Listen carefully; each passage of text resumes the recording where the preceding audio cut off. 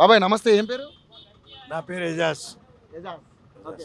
ఏం లేదు బాబాయ్, ఇప్పుడు జిహెచ్ఎంసీ ఎన్నికలు వస్తున్నాయి త్వరలో.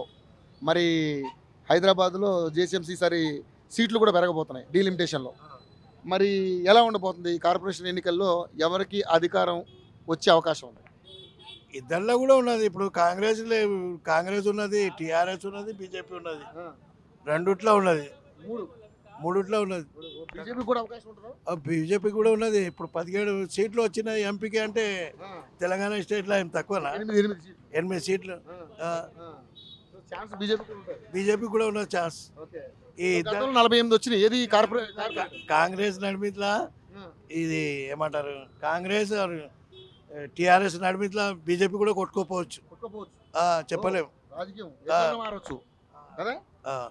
సో బీజేపీ కూడా అవకాశం ఉంటుందని అంటున్నారు. ఉన్నది. అధికార పార్టీ ఎట్లా పనిచేస్తుంది?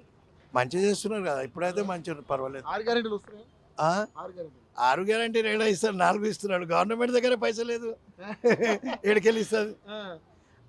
ఆడోళ్ళకి ఫ్రీ చేసిండు బస్సులు. ఇంకా ఏమున్నది? కరెంట్ ఒకటి 200 యూనిట్, అది కూడా 100%లా 60%కి చేసిండు, 40%కి లేదు. మరి గ్యాస్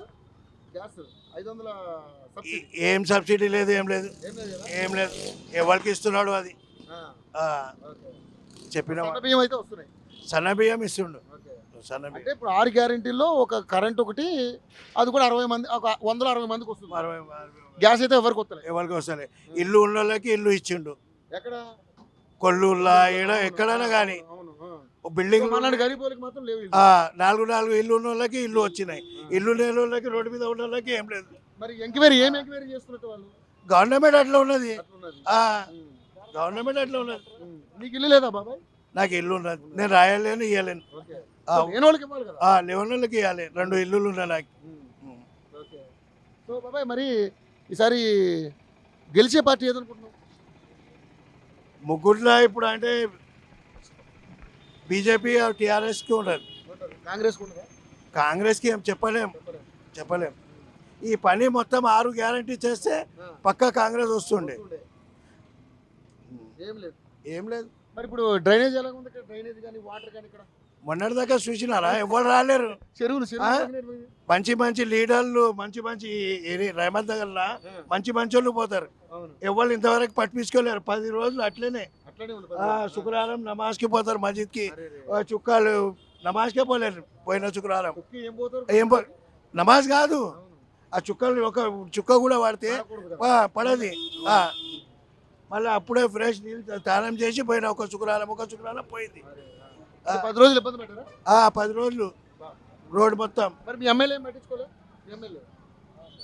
ఎమ్మెల్యే ఏమో మేము పోలేం, మేము బేరం చేస్తాం కదా. ఎమ్మెల్యే డ్రైనేజ్ గురించి చేస్తారా? ఎంతమంది ఉన్నారు? పెద్దోళ్ళు ఉన్నారు. మనమేమో ఫుట్పాత్ మీద, బండి మీద బతికేట. సో మరి పవన్ కళ్యాణ్ ఏముండదా?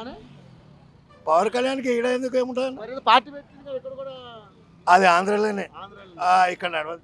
మరి కవిత అంతా ఒకటే. వీళ్ళు చేస్తారా అట్లా? లోపల పోయిందా మళ్ళా అని ఏదో ఇదంతా రాజకీయం. అంతా ఒకటే. అత్త, మామ, అల్లుడు. జనాలకు కనిపించేది.